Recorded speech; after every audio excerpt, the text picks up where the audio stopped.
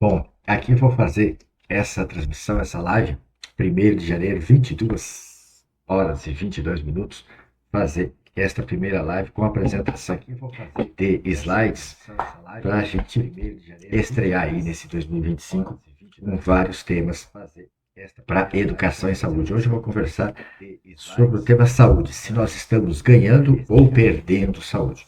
Nós temos muitos recursos em serviços de saúde, serviços médicos, exames, tratamentos, mas parece talvez que nós não estamos ganhando qualidade de vida, estamos envelhecendo com muitas doenças. Então, eu preparei uma apresentação, vamos mudar para essa apresentação para a gente conversar melhor sobre isso. Aqui está. Vamos preparar, seguir nessa apresentação aqui. Saúde, estamos ganhando ou perdendo. Bom, muito obrigado para todos vocês que estão aqui assistindo comigo e vão ver a gravação depois. Parabéns por você querer aprender. Vamos aprender juntos. Toda vez que a gente precisa preparar algo, a gente precisa estudar. E vindo as perguntas, os comentários, a gente também aprende a refletir, a entender qual é a sede de conhecimento, quais são as necessidades que as pessoas têm. E vamos nos conhecer. Quem sou eu? Moacir Toledo, sou médico de família e psiquiatra e sou marido e pai nas horas que a gente pode, né? Gaúcho 100%, digo que eu sou um médico integral, no sentido de integralmente, o tempo inteiro sendo médico e também cuidando integralmente das pessoas e nas horas vagas tento ser professor ali na UFMT Campus de Sinop. E para a gente falar sobre a nossa saúde, se estamos ganhando ou perdendo, temos que conversar sobre longevidade, que é essa nossa capacidade de estender a nossa vida, qual é o tempo de vida que a gente tem entre nascer e morrer. E a gente tem uma evolução histórica da nossa vida que depende de muito de como o homem viveu. A gente veio ganhando mais longevidade conforme a gente evoluiu, mas o que está em xeque é se essa longevidade está saudável ou não. O homem foi nômade, muito recentemente o homem dominou a agricultura e se fixou mais na terra, daí surgiram as cidades e com as cidades depois veio a revolução industrial que deu um ganho de qualidade de vida, de recursos, principalmente de alimentação e recursos tecnológicos que tem, de certa forma, nos ajudado a aumentar a longevidade. Nós vamos conversar muito sobre como essas expectativas se têm nos ajudado ou se têm deixado a gente confiado de maneira a não cuidar direito da saúde. Para a gente pensar na nossa evolução humana, a gente comparando a existência humana como se ela fosse o tempo de um ano de toda a nossa existência, aqui em 1º de janeiro teria surgido os homens e somente em 30 de dezembro, ao longo de todo o ano, se fosse toda a nossa evolução histórica, 30 de dezembro o homem teria dominado a agricultura, ou seja, deixou de ser nômade, e em 31 de dezembro, às 3 horas da manhã, surgiram as cidades, a escrita, 31 de dezembro à tarde, as cidades clássicas, e somente 31 de dezembro à noite é que o homem teve a capacidade de produzir o açúcar e as farinhas refinadas. Então, evolutivamente pensando, nós não estamos programados para consumir tudo isso que tem de açúcares e farinhas à disposição que a indústria alimentícia nos coloca no comércio para a gente usufruir. Tem alguns slides aqui que seguiu para a palestra presencial, que não vamos comentar. Os nossos hábitos, a modernidade trouxe muitas mudanças com a energia elétrica e o sedentarismo, né? O advento dos transportes mais fáceis, o automóvel, e a nossa alimentação. Ela está baseada numa agricultura de grande escala, que produz alimentos em grande quantidade e não com tanta qualidade, né? Somos obrigados a usar muitos defensivos agrícolas, isso contamina a nossa alimentação e também é um pouco pobre, talvez, em nutrientes, porque elas são produzidas em grande quantidade, recebem uma adubação seletiva, né, de NPK, nitrogênio, fósforo e potássio, porque é o que vai dar volume de frutos, mas não que isso dê qualidade para a gente. O próprio confinamento animal, um boi de pasto teria mais nutrientes, né? E os animais confinados são mais inflamados. Os produtos alimentícios, que a gente divide, alimentos, a gente diz que são os de verdade, os produzidos pela natureza, né? Os produtos alimentícios são esses industrializados e preparados para adulterar o nosso paladar, nos viciar, que são pobres de nutrientes e ricos em calorias, né? Em açúcares em geral. E a existência humana comparada ao humano na Terra, que falamos antes, né, essas mudanças todas foram muito recentes e muito rápidas agora. E aí nós temos que pensar na evolução da dieta e também na evolução da medicina, que até 1900, foi de um modo de 1900 para cá, tornou-se essa medicina baseada em evidência, medicina científica. Isso mudou. Até 1900 era a medicina mais tradicional, empírica, mais natural, baseada na observação clínica, muito mais do que nas experiências científicas, nos ensaios clínicos. E a partir de 1900, ela passou a ser a medicina baseada em evidência, baseada num tripé de ensaios clínicos, né, ou seja, evidências científicas, experiência clínica do médico e as expectativas do paciente. E por que isso mudou? Em 1900, os barões do petróleo, Rockefeller, encomendaram essa pesquisa, o relatório Flexner, que mapeou as escolas médicas nos Estados Unidos, de 680, me parece, 600 eram naturalistas, eram empíricas, e somente cerca de 80 escolas que lidavam mais com medicamentos. Parecia que não ia dar certo nos planos do Rockefeller, mas ele investiu todas as verbas da fundação para a saúde nessas escolas baseadas em remédios. Em poucos anos, todas as outras escolas tinham falido e prosperaram as escolas que eram mais baseadas em remédios e surgiram, nessa época, os periódicos científicos, os jornais e revistas científicas que publicam ensaios clínicos que, em geral, são produzidos pela indústria farmacêutica e aí não fica muito difícil da gente enxergar, suspeitar que somente ensaios clínicos que favoreçam, com resultados que favoreçam a venda de remédios patenteados e de lançamentos de mais caros, que conseguem ser publicados. Quando um medicamento barato, além de não ter quem financie esse estudo, quando ele sai-se superior, às vezes, ao mais caro, não existe muita vontade, vamos dizer assim, desses periódicos científicos publicarem esses ensaios clínicos.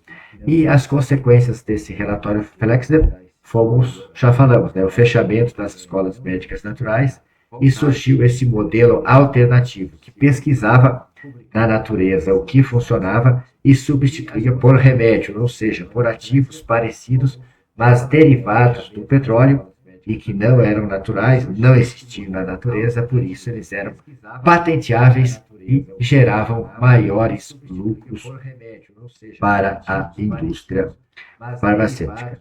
E a preferência por remédios que aliviem sintomas, mas não curem a doença, não sanem o problema, e assim a clientela se mantém comprando o remédio. E lembrando que o remédio, ele como não é natural, o nosso organismo vai trabalhar para metabolizá-lo e eliminá-lo via renal, via hepática, e no dia seguinte eu tenho que tomar novamente uma dose do remédio. Então a venda fica garantida sempre que a pessoa tem um problema crônico de saúde. E isso tudo, evidentemente, a gente não acreditava nisso. A gente fez a escola de medicina, fez residência, começou a clinicar, sempre confiando muito nos produtos da indústria farmacêutica e acreditando que estava fazendo melhor. Mas quando é que eu acordei desse transe produzido pela literatura científica, que, em suma, é produzida, em sua grande maioria, pela própria indústria farmacêutica, para demonstrar, para comprovar a eficácia dos seus remédios? A medicina baseada em evidência que se falou na pandemia, ali em 2020. Por quê? A medicina baseada em evidência é aquele tripé de ensaios clínicos, né? Ou seja, a literatura médica, a prática clínica do médico e as preferências do paciente junto com o médico, o acordo de vontades entre médico e paciente. Isso é a medicina baseada em evidência. Não adianta nada eu ter um método terapêutico, diagnóstico perfeito, ótimo, científico, mas se o médico não tem expertise para enxergar aquilo, para usar aquilo, para lidar com aquilo, ele não vai conseguir usar. E se o paciente também não aceita aquilo como tratamento, também de nada adianta. Então, tem que existir um balanço entre esses três componentes da medicina baseada em evidência. E durante a pandemia, toda a mídia, o meio científico, tentou passar para a gente e para a população que ciência era só o número um. Estudos científicos, né, ensaios clínicos que demonstrassem a eficácia da coisa, esquecendo toda a questão da prática clínica, que é muito importante, e também das preferências do paciente. Ninguém vai querer ter um problema e dizer assim, não vou tratar porque não tem nada científico que comprove. Toda pessoa, quando está doente, ela vai querer um tratamento. Assim como a gente adoece, a gente pode até naturalmente desadoecer, se livrar do problema. E esse autor aqui, o Peter Gott, ele tem esse livro, Medicamentos Mortais e Crime Organizado, que é chancelado pela Sociedade Brasileira de Medicina de Família e Comunidade, estranhamente até, porque na pandemia essa sociedade médica ficou muito a favor da questão dos ensaios clínicos, esqueceu um tanto da prática clínica. Esse autor, nesse livro, ele traz apontamentos só os casos que a indústria foi investigada, processada e condenada a pagar indenizações porque se encontrou dados fraudulentos, ensaios clínicos adulterados, maquiados, resultados forjados, de modo a favorecer os remédios, para favorecer as vendas da indústria. E esse autor ele é muito importante, ele é um dos membros fundadores da colaboração Cochrane, uma colaboração que revisa estudos científicos, muito respeitada até a atualidade. E o que o Código de Ética Médica diz a respeito da medicina baseada em evidência, do cientificamente comprovado? O Código de Ética Médica diz que é vedado ao médico deixar de usar todos os meios disponíveis, todos os meios disponíveis de promoção de saúde e de prevenção, diagnóstico e tratamento de doenças cientificamente reconhecidos e a seu alcance, em favor do paciente, ou seja, em benefício do paciente. Veja que ele fala que é para usar todos, ele não está falando para usar só nível A, pode usar nível B e C. Ele diz que é para usar os cientificamente reconhecidos e a seu alcance. Isso quer dizer que se não há nada cientificamente reconhecido, eu vou usar o que tem alcance. Ou se até existe algo reconhecidamente científico, mas não está ao nosso alcance, nós temos que lançar mão de alguma outra coisa. Que a gente não pode deixar é as pessoas sem cuidado. E para a gente entender tudo isso, nós vamos pensar nas doenças, nos exames complementares, nos remédios e nos hospitais. Eu vou tentar dar uma olhada aqui no celular para entender o que está acontecendo, se está rodando isso daqui no Instagram. Mas no meu próprio eu não consigo ver. Vamos entrar em outra conta. Tentar ver o que está aqui acontecendo, o que está passando. Eu estou aqui no Instagram. Se quando eu saio da tela, se aparece ali. Ver o que está acontecendo. Eu acho que sempre aparece os slides ali de boa.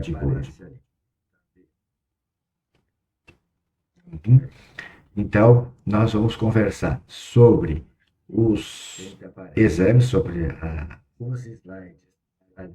as doenças, os exames, os remédios e os hospitais. Então, nós vamos conversar sobre os exames, sobre um de cada vez. Sobre as doenças, a gente tem a impressão que todas estariam aumentando suas incidências, né? Por exemplo, diabetes tipo 1 e tipo 2. O diabetes tipo 1 é aquele insulino dependente, tipo 2 antes era chamado de diabetes do idoso, hoje está cada vez mais cedo relacionado à obesidade e essa alimentação industrializada, quando eu formei no ano 2000, se falava que 7% da população. Hoje, cerca de 15% da população tem diabetes. A obesidade chega a 57%. Sobrepeso e obesidade no Brasil, 57%. Mais da metade das pessoas estão com peso alterado para cima. Autismo, no DSM-3 se falava em 4 a 8 crianças para cada 10 mil crianças. O CDC, em 2024, 2023, divulgou 1 para cada 36 crianças na estatística deles lá. E é bem aceito que 1 a 2% das crianças estejam diagnosticadas com autismo. Diagnosticadas, não exatamente, talvez, com autismo, né? Alzheimer, 50% das pessoas com mais de 80 anos têm Alzheimer, demência de Alzheimer, né? O câncer parece estar aumentando e fala de câncer turbo, cada vez pessoas mais jovens, cânceres mais rápidos aparecendo, com o advento da pandemia, uma doença inflamatória, né? Existe muito relato de pessoas cada vez mais jovens tendo tumores e pessoas que estavam em segmento pós-tratamento, já praticamente entrando em critérios de cura, novamente reaparecem lesões metastáticas ou voltam a câncer, e casos de trombose. Quais as tromboses? Infarto agudo do miocárdio, AVC, trombose venosa profunda e miocardites em jovens. Também parece ter aumento e alguma relação com o pós-pandemia, com a ação da proteína spike, da Covid e das vacinas. E na psiquiatria, depressão e ansiedade cada vez mais presentes no clinicar nosso do dia a dia, e fala-se muito que depressão é uma grande causa de incapacidade para o trabalho, segundo a Organização Mundial de Saúde. E os exames, né? Para que servem os exames? Os exames seriam para ajudar no diagnóstico e cura dos tratamentos e comprovação de cura. E os exames em medicina acontece algo inusitado. Tudo que tecnologia que surge nas outras áreas da ciência geralmente barateia o sistema. Mas os exames da medicina, em geral, quanto mais modernos, eles são mais caros, então vai encarecendo a assistência. E nos exames vem escrito o chamado valor de referência. Não vem escrito valores normais, mas a maioria das pessoas e dos colegas médicos entendem que os valores de referência seriam valores normais. Eu entendo que alguns estão construídos dentro de valores normais, está se pensando na psicologia, mas muitos deles são valores só de referência populacional. Se descarta os valores muito altos, muito baixos, o intervalo central é tido como valor de referência, mas não necessariamente significa saúde.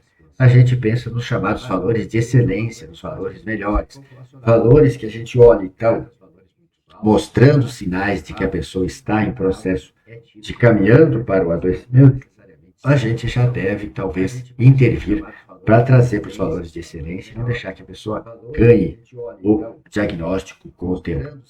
Lembrar que a clínica é soberana, apesar dos exames serem importantes, a clínica é muito mais importante. Por quê? Porque um exame ele pode vir errado por N motivos. Coleta errada, erro de diluição, erro da máquina, digitação errada. Por exemplo, já recebi exame de sangue com glicemia de jejum 15 e a pessoa foi normalmente andando lúcida, orientada a colher o exame. Glicemia de 15 é impossível, é incompatível com a lucidez. A pessoa estaria em coma. Então, certamente o exame está errado, a gente tem que confiar na clínica. Mas nem sempre é tão discrepante assim. Às vezes é mais difícil de se perceber. Mas por que às vezes o exame a gente não deve acreditar no exame? Porque o exame é como se fosse uma foto de como estão as coisas no teu sangue naquele momento da coleta. E a gente se sente de como as coisas andam ao longo do tempo no nosso sangue. E não exatamente dentro do sangue. É dentro da célula. Mas dentro da célula a gente não pode medir. A gente chega mais perto no plasma, no sangue. Então, a clínica é soberana por causa disso. Pode existir erros instrumentais, né, analíticos durante o exame. E também o exame reflete só a foto daquele momento. São poucos exames que têm um valor mais estendido, como a hemoglobina glicada, que é uma média da glicemia dos últimos 3 meses. Mas os outros exames são muito pontuais daquele momento. E seria, para benefício dos pacientes, muitos exames, ou benefício do solicitante.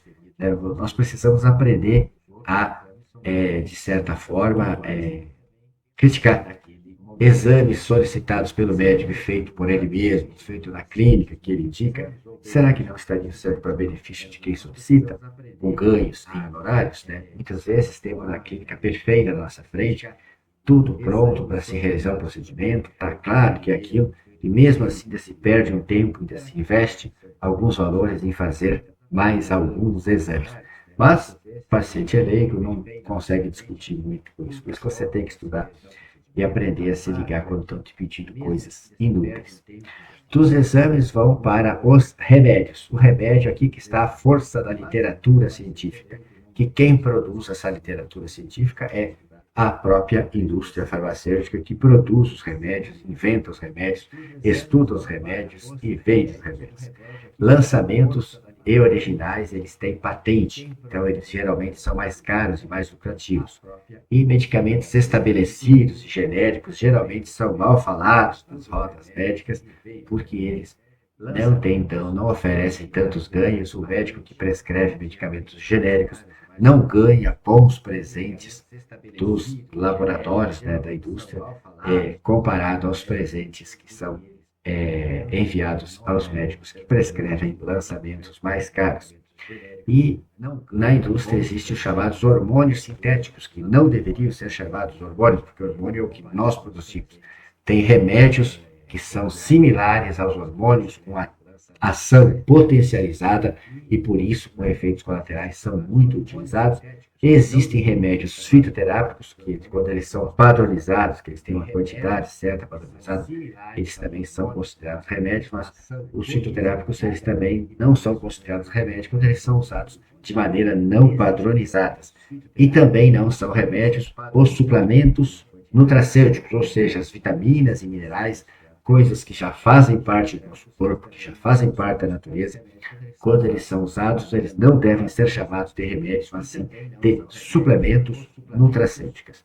E os hormônios bioidênticos também não chamamos de remédios, porque eles são hormônios iguais aos nossos e vão ser utilizados para reposição quando existe uma deficiência no nosso corpo. E os hospitais, né? Os hospitais talvez seja aquela ideia, né? Existe um hospital, eu posso deixar o meu motor fundir que lá no hospital vai dar jeito.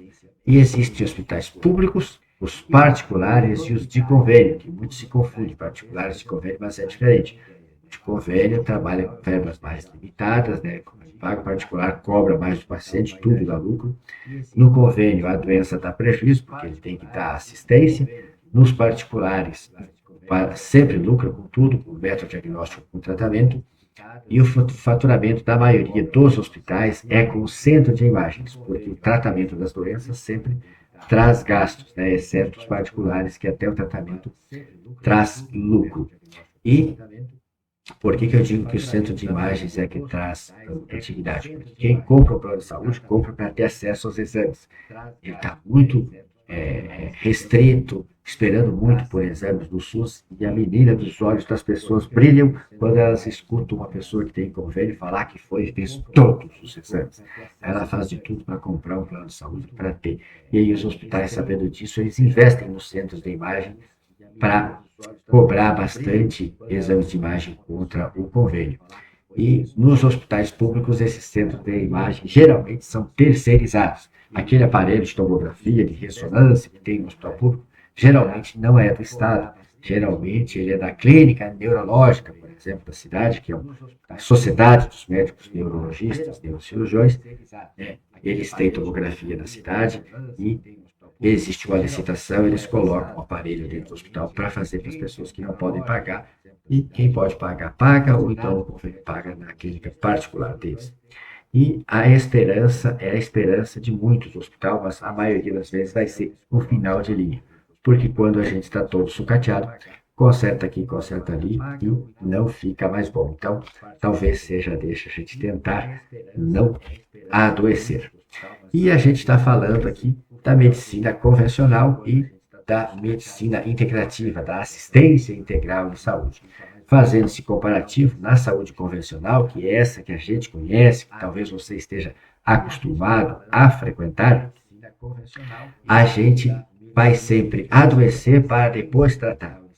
Os exames de rastreio dos cânceres, da doença coronariana, da doença hipertensiva, da diabetes, são chamados de preventivos, são chamados de prevenção. O preventivo de colo uterino é um exame de rastreio do câncer de colo. O exame de câncer de mama, mamografia, é um exame de rastreio para câncer de mama. Seria prevenção, seria outra coisa que vamos ver adiante. Os exames, eles passam a guiar a conduta do médico. Na medicina convencional também existe o jargão de que a clínica seria soberana. Porém, na prática, o médico acaba se tornando muito dependente do resultado do exame, de modo que se o resultado vem alterado, o médico não trata a queixa do paciente ou interpreta a queixa do paciente como coisas da cabeça do paciente, ou seja, transtorno de ansiedade, depressão, e enche o paciente de remédios psicotrópicos porque ele está doente da cabeça, porque tem queixas que os exames ainda não mostram. Só que os exames têm capacidade de detectar doenças já completamente instaladas. No processo de adoecimento, a gente precisa olhar para os valores de referência e entender quais são aqueles valores que não estão ótimos, que estão mostrando para a gente que o paciente está adoecendo. Um exemplo típico é o paciente com glicose de jejum normal, com hemoglobina glicada normal, mas com insulina alta e aumentando de peso, e aquele relato de que cada vez tem comido mais e se sentindo com menos energia. Esse paciente está caminhando para o diabetes. A gente não precisa esperar ele ter glicemia de jejum alterada para a gente fazer as intervenções no pré-diabetes para que ele não fique ainda na vida dele diabético. Na medicina convencional, os tratamentos são sempre sintomáticos, ou seja, a glicose aumentou, eu tenho remédio para baixar a glicose. A pressão aumentou, eu tenho remédio para baixar a pressão arterial. Sem ênfase, praticamente sem ênfase para o estilo de vida, os suplementos são tidos como bobagem e charlatanismo. Os hormônios, a reposição hormonal natural é tida como perigosa. Ao contrário, os hormônios sintéticos, como a pílula anticoncepcional, são usados sem parcimônia. A atividade física orientada na medicina convencional é principalmente a aeróbica. Por quê? Porque não vai dar certo. Quem está sedentário nem precisa estar no sobrepeso. Quem está sedentário, se vai começar a caminhar ou correr, vai ter dor de tornozelo, joelho, lombar e vai desistir. O ciclo circadiano é ignorado, a questão de dormir cedo e à noite, no escuro, nunca é falado, isso não é nem ensinado ao médico. Por quê? Porque o médico foi preparado na faculdade para ser, inadvertidamente, um vendedor da indústria farmacêutica e foi preparado, como todas as faculdades nos preparam, não para vencer na vida ou ser empreendedor. As faculdades nos preparam para trabalhar para alguém. E o médico foi preparado para trabalhar para as prefeituras, puxar voto para os prefeitos, trabalhar para os convênios e trabalhar para dono de hospital. O convênio, o dono do hospital, o prefeito quer o médico atendendo o tempo todo, em tempo integral, para usar a maquinaria que ele tem, todo o arsenal diagnóstico terapêutico, para ele ter mais número, mais lucratividade ou mais votos, no caso das prefeituras. Então, não pode se ensinar ao médico que não se trabalha à noite. Por isso que eles colocam o médico a atender de madrugada até queixas não urgentes. E se o médico recusar atender, sai na mídia, é filmado, é exposto, é ridicularizado porque não quis dar atendimento para alguém que não estava com urgência durante a madrugada. Os remédios são tidos como para sempre, os pacientes são até meio que debochados quando eles tentam parar o remédio para uma hipertensão, para um diabetes, dizendo que isso é impossível de acontecer. Porém, quando você enfatiza o estilo de vida e melhora a exposição ambiental do paciente, muitas vezes esses problemas desaparecem, não são curados, porque se você voltar para o estilo de vida ruim, a doença vai voltar a aparecer, e é proibido falar em cura. O conselho se posiciona que não deve se falar em cura para evitar promessas, falsas promessas para os pacientes, promessas milagrosas. Mas também a gente precisa criticar, não seria também uma certa proteção para a venda dos remédios, dizer que é impossível a cura para o paciente introjetar, aceitar a ideia de que vai ter que sempre comprar os remédios? E a assistência à saúde de maneira integral, que eu falo, as intervenções vêm antes de adoecer, o rastreio é chamado de diagnóstico de precoce, E a prevenção é através de um estilo de vida saudável, um estilo de vida de acordo com a nossa fisiologia, que vamos falar adiante como será esse estilo de vida.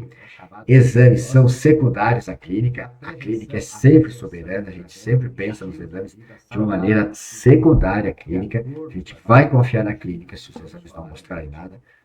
Tratamentos, eles visam a cura, sim, controlar a doença a modo de ficar sem a necessidade de remédios, de uma maneira secundária à clínica.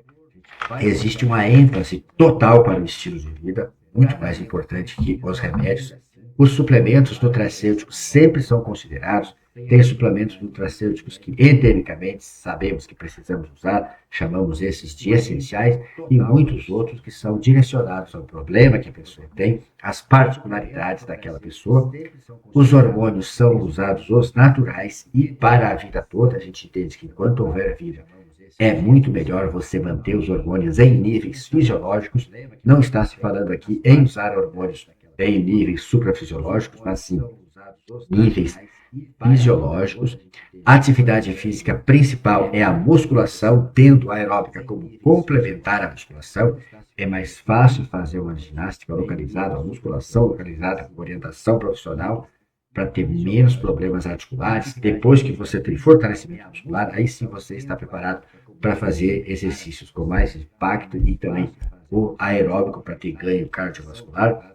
O ciclo circadiano é a regra, a gente sempre vai trabalhar a ideia do paciente para ele abandonar o trabalho noturno, dormir cedo no escuro, para ter as secreções hormonais encaixadas com o ciclo sono-vigília, e os remédios são usados sempre de uma maneira mais emergencial, mais urgente, para controlar sintomas, para oferecer algum conforto para o paciente, mas sempre enfatizando que usar o remédio muitas vezes propicia que o mecanismo fisiopatológico da doença continue silenciosamente lesando ele, como no diabetes, que os remédios e a insulina ficam colocando glicose, que é tóxica para as células, para dentro da célula. Ela já é tóxica no sangue, que é um compartimento menos importante. Quando eu faço abaixar a glicemia com remédios e com mais insulinas, eu estou jogando mais glicose para dentro da célula, eu estou tornando mais oxidada, mais tóxica o meu intracelular, e isso provavelmente nos prejudica. E quais seriam os pilares para esse tratamento integral em saúde? Aqui está, são 5, seriam 4, mas como é dita saúde integrativa, a gente integra a medicina convencional, tudo que tiver de bom na medicina convencional para aliviar o sofrimento do paciente, a gente vai se utilizar, mas a gente vai usar os 4 primeiros pilares, que é o estilo de vida, que se baseia principalmente na obediência ao ciclo circadiano, atividade física, alimentação não inflamatória, vamos conversar sobre ela ainda, manejo do estresse, que pode vir através da psicoterapia, da espiritualidade, do lazer, de estudar. Todos nós precisamos estudar, crescer, aprender, produzir e descansar. Isso tem que ser uma constante em nossa vida. Estudar, trabalhar, descansar, ou seja, crescer, produzir e ter lazer durante toda a nossa vida, senão a gente vai adoecer. A suplementação nutracêutica vem através de ativos fitoterápicos, minerais e as vitaminas. A modulação hormonal, não estamos falando só dos hormônios sexuais, das glândulas, mas da vitamina D, que é hormônio, dos hormônios da adrenal, sempre pensar no cortisol, tireoide, glândula pineal, a melatonina, e os remédios. A gente vai usar quando necessários e criteriosamente, sempre tentando ser o mais temporário, mais breve o uso possível, e a escolha desses remédios a gente sempre vai considerar todos os vieses de interesse. Quando tem aquela propaganda, todo mundo migrando para um remédio só, novo, com patente, a gente tem que olhar esses estudos e colocar sempre esse viés econômico como às vezes podendo ser, talvez, a motivação para toda essa migração para o medicamento mais caro. Em regra, os medicamentos mais velhos, mais estabelecidos, mais econômicos, geralmente são os melhores, porque eles já têm muita experiência de uso, já é muita demonstração clínica dos seus benefícios. E naquele livro, Medicamentos Mortais em Crime Organizado, vocês podem procurar. No meu site tem os recortes, no meu YouTube tem comentário de todos os capítulos dele. Vocês vão ver que muitos medicamentos foram lançados E a prática clínica demonstrou que não trouxe benefício, trouxe malefícios, matou muitos pacientes e tiveram que ser retirados do mercado. Por que eles entraram no mercado? Porque os estudos científicos, os ensaios clínicos feitos pela indústria estavam adulterados e foram adulterados, fraudados para obter a liberação de uso. E para a gente falar a demonstração de como age a medicina integrativa, essa assistência integral, vamos pegar um exemplo aqui da psicopatologia, da psiquiatria, considerando o F41.2, que é o transtorno mais comum no consultório médico de psiquiatria, que é o transtorno misto de ansiedade e depressão. O que seria a ansiedade e depressão? Seria uma deficiência de serotonina na fenda sináptica.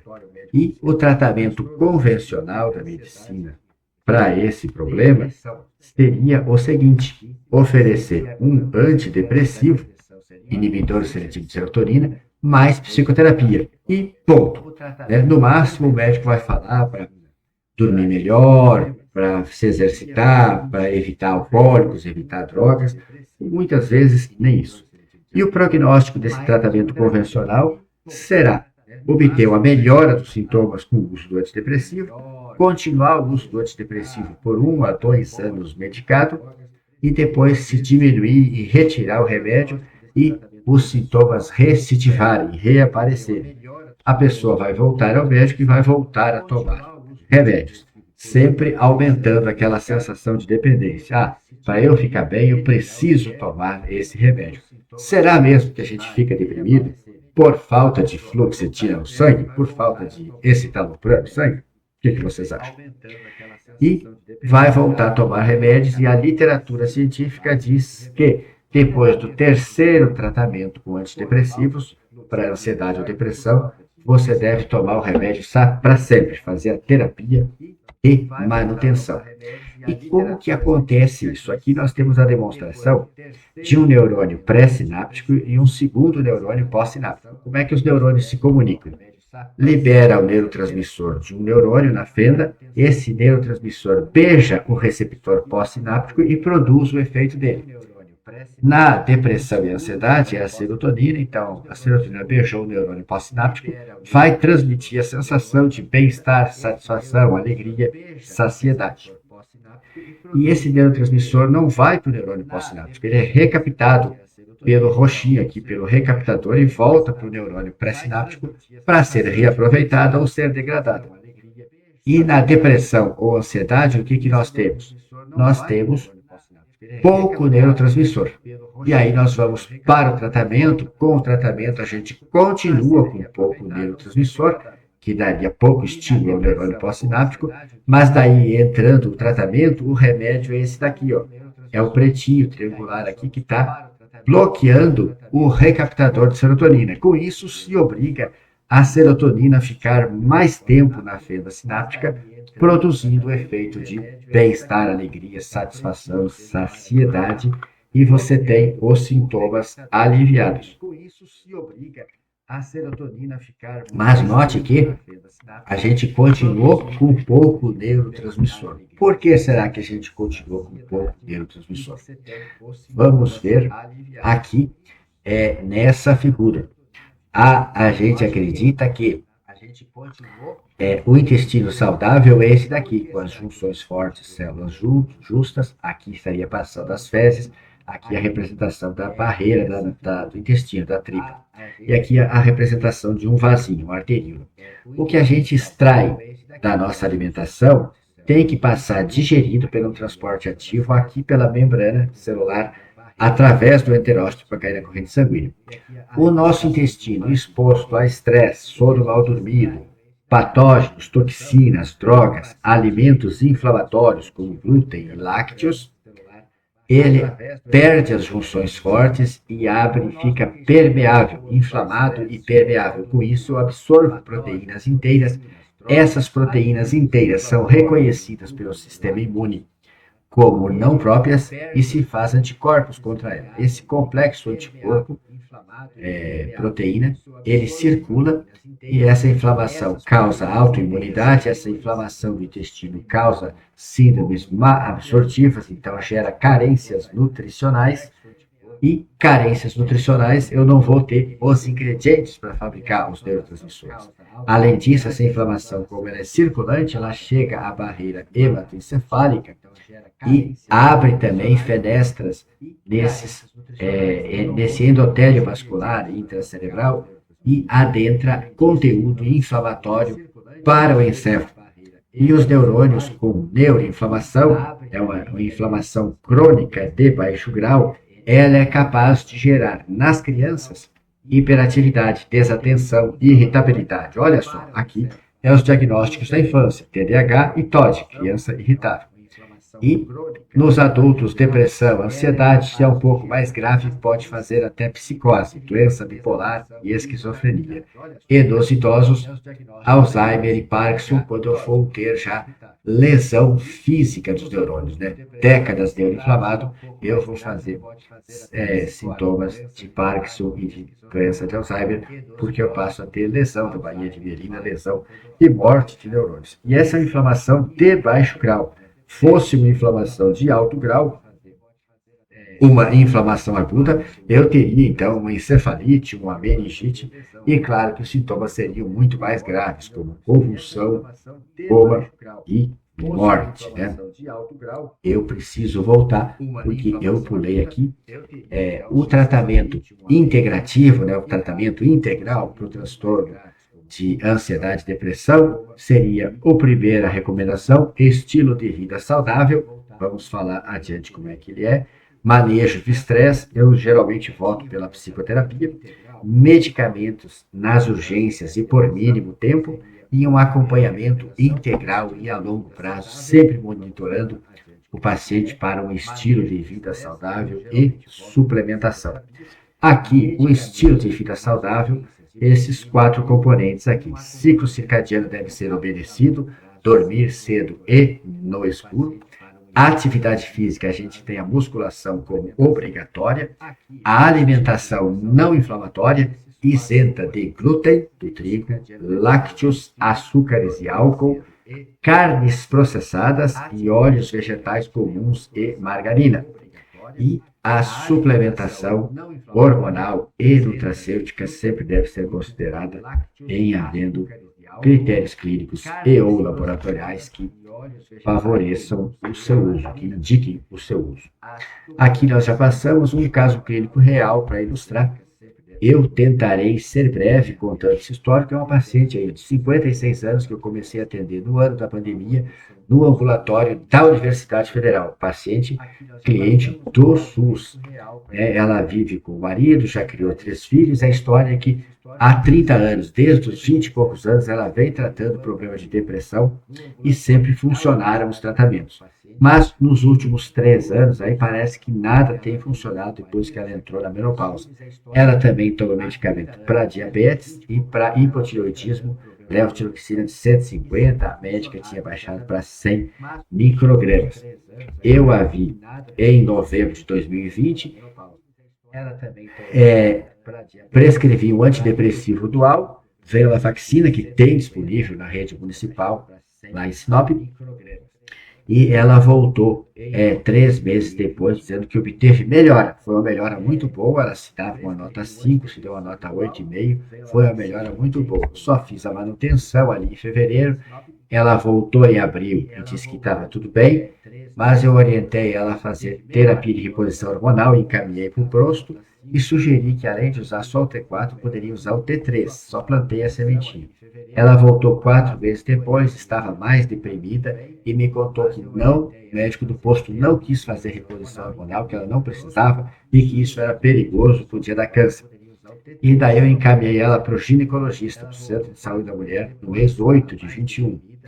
Adiante ela voltou no mês 11 de novembro, falando que não conseguiu chegar no ginecologista, então eu pedi os exames para ela em novembro, em um mês ela me trouxe os exames, e diante dos critérios aí para menopausa, é claro, o TSH estava bom, mas tomando só T4, B12 muito baixa, cortisol baixo, homocisteína elevada, eu iniciei para ela T4 mais T3 e hidrocortisona base, que é o cortisol, a prasterona, que aumenta os hormônios sexuais diretamente, principalmente a testosterona, e fiz citoleurim B12 intramuscular, isso em dezembro de 21. Em fevereiro de 22, 2 meses e pouco depois, ela voltou, 70 dias depois, se dizendo que estava muito melhor com a abordagem, que tinha melhorado muito dos sintomas. Lá em abril, voltou, continuou que estava melhor, e o que a gente fez foi basicamente o cortisol, a prasterona, o T4, T3 e a B12. Essa paciente a gente já viu mais vezes, agora eu já entrei com os hormônios todos, estriol, estradiol e testosterona, e ela está muito bem, se mantendo com um pouco antidepressivo, que ela já não estava mais funcionando. Esse caso é a regra, pacientes com tratamento incompleto e a doença depressiva, ansiosa, refratária. Esse transtorno de ansiedade e depressão entra-se com remédio, funciona um pouco, precisa aumentar, associar e trocar.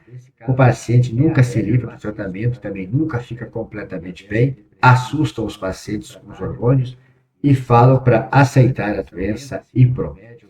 O modo de cuidados integrais, a gente acredita nisso, que nos cuidados convencionais geralmente se aceita que o nosso destino será esse, mas com cuidados integrais em saúde a gente pode ter esta evolução.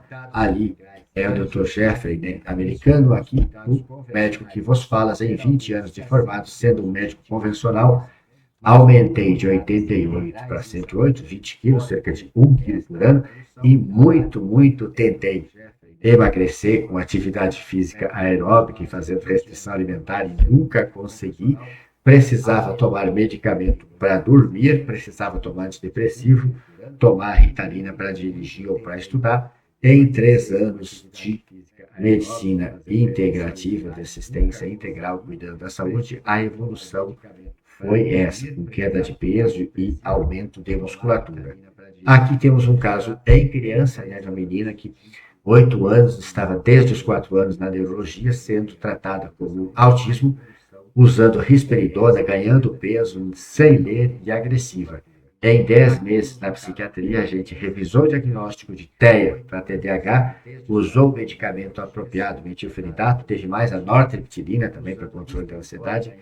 Ela evoluiu de 39 para 30 quilos e está lendo e extremamente dócil, dá para ver a faces, né, de alegria aqui, a faces, né, brava, né? Parabéns à mãe que melhorou tudo no estilo de vida e evidentemente que assim, criança a gente tem evolução mais rápida, mas a gente pensa que quem precisa fazer um emagrecimento aí de 10, 40 quilos vai precisar de cerca de 2 anos de acompanhamento, a gente tem que começar de imediato atacando a queixa principal e aí às vezes se valer até de remédios, remover os tóxicos, né, que é melhorar aquela alimentação, tirar tudo que nos intoxica, iniciar os suplementos essenciais, depois dos exames complementares e conforme a clínica valia dos primeiros 3 meses, começar os suplementos nutracêuticos e hormonais e programar o emagrecimento aí para cerca de 1 a 2 anos, para quem precisa perder até 40 quilos, né? O ideal é que vai pensar assim, que perder cerca de 10 quilos em 6 meses já é muito bom. Sobre o remover, você pode considerar já viver sem trigo, inclusive integral, mas se você tiver um índice de massa corporal maior que 25, ou seja, está no sobrepeso, pense em retirar todas as farinhas e não somente o trigo. A caseína dos lácteos, né, evitar todos os lácteos e derivados, exceto a manteiga e o whey protein que a gente vai usar. Açúcares alcoólicos e adoçantes a gente deve retirar da dieta da gente. Os óleos vegetais comuns e a margarina a gente deve retirar. As carnes processadas também, corantes e conservantes, ou seja, os industrializados. Como suplementos essenciais, eu sugiro muito que você considere usar aí, começando com as doses mínimas, tá? Ômega 3, magnésio, melatonina à noite ao deitar e vitamina D. Siga esses autores aqui no meu canal, YouTube, doutora Kátia Haranaka, Samuel Dalelasti, Denise Carreiro, nutricionista, Italo Rashid, para você aprender mais pense em fazer seus exames para verificar se estão em níveis ótimos ou não, aferir a temperatura basal, que ajuda nós a avaliar a tireoide, querendo promover sua saúde, converse com a nossa equipe, assista aos vídeos deste link aqui, doutortoledo.com/vídeos-longevidade. Aqui está a nossa equipe, alguns membros já não estão mais conosco, o doutor Tarcísio, nem a Sibeli. Agora temos a Elisângela. E muito obrigado a todos, espero que tenha de alguma forma contribuído para a saúde de todos nós, mas vamos tentar deixar gravado este conteúdo. Encerro aqui, muito obrigado. Aguardo seus comentários aqui na área pertinente. Dá teu like e encaminhe esse conteúdo para quem você possa ajudar com este conhecimento. Muito obrigado.